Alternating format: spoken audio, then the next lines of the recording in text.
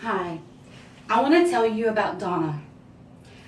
Her lips were so dry that they were peeling, and her tongue, it was so dry that it cracked, and sometimes you could see like a hint of blood seep from her mouth.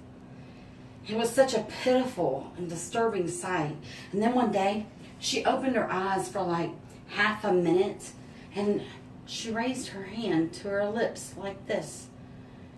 And the nurse quickly excused it away as she must need some lip balm. This 72-year-old woman died of thirst in a hospice facility, and her family actually made that choice for her with the advice of hospital staff and a chaplain's counsel. My name is Angie Pittard, and Donna was my mother-in-law. Now, we were told that she had reached the final stages of her life and that to withhold nourishment was humane because otherwise her failing organs would prevent her from being able to process the food and she would be in pain. Well, nobody wants their loved ones to face death with pain. Now, I'm sure that is the reality in some situations, but Donna lived for 29 days like that.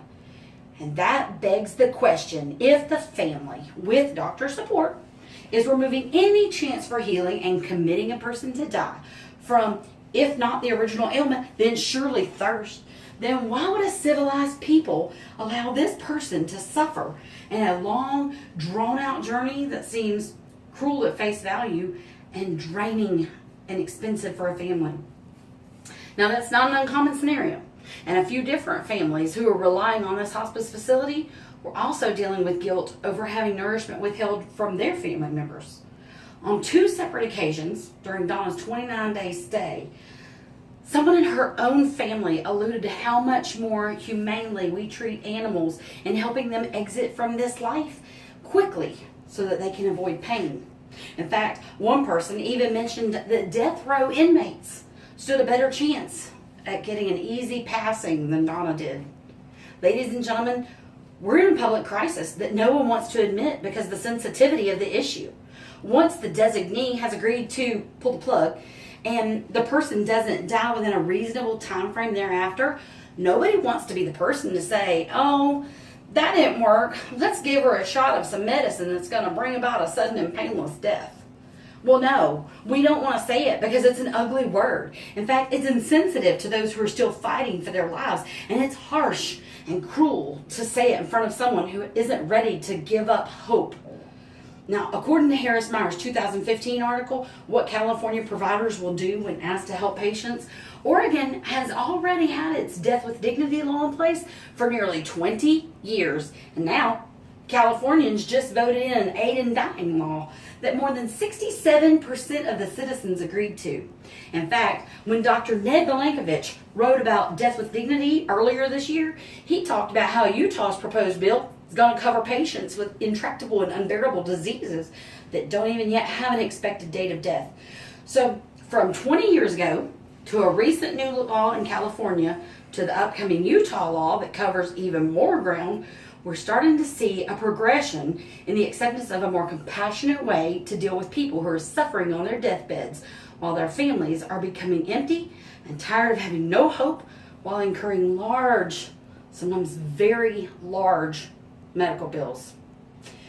But as Dr. Milankovich pointed out, the national conversation is only beginning. The right to die laws are gaining traction in several states. But really, is that enough? Those are for people who can communicate ahead of time that they don't want to die like my mother-in-law did. They don't want to burden their families with a heartbreak that is spread out over weeks. They don't want to lay the burden of guilt and the question about death by dehydration on those that they're leaving behind.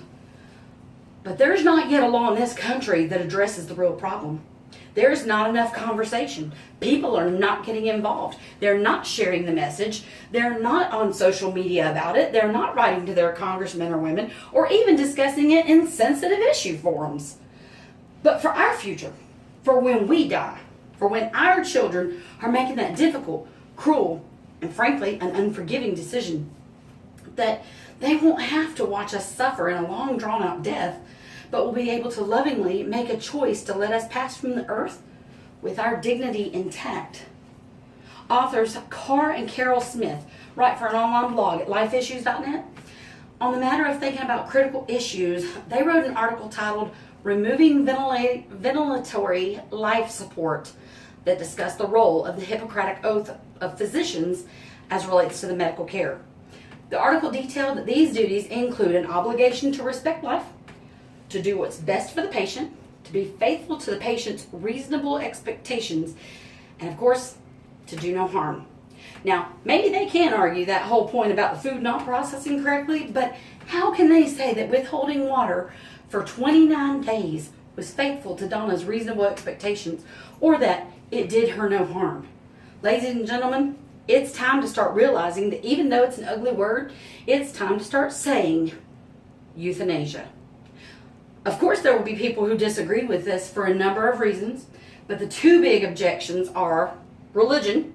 Some folks do believe that because the Ten Commandments specifically say, thou shalt not kill, that euthanasia would bring about sin on the person carrying it out. Which actually does bring us to our second bit, which is whether or not medical professionals would be required to participate. Of course, Dr. Meyer's article already covered that when he called out that there is not one state or proposed bill that will require someone to participate in a patient's aid in dying. It seems logical that if we could get euthanasia allowable by law for certain circumstances, that the consideration would carry over and be applied.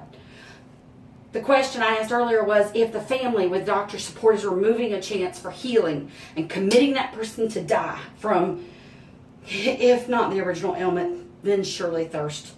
Then why would a civilized people allow a person to suffer in a long drawn out journey that's cruel at face value and is both daunting and expensive for the family? In my opinion, there are a lot of reasons, but they are typically rooted in guilt or money. Once a person has been committed to death, euthanasia becomes the only humane approach. Speak up now, be the voice. Write those letters of advocacy, flood social media with hashtags, right to die, deal with dignity, death with dignity, euthanasia. Eliminate the taboo of discussing death. Don't stand by and let your relative die like Donna did. We must join the national conversation now. Thank you.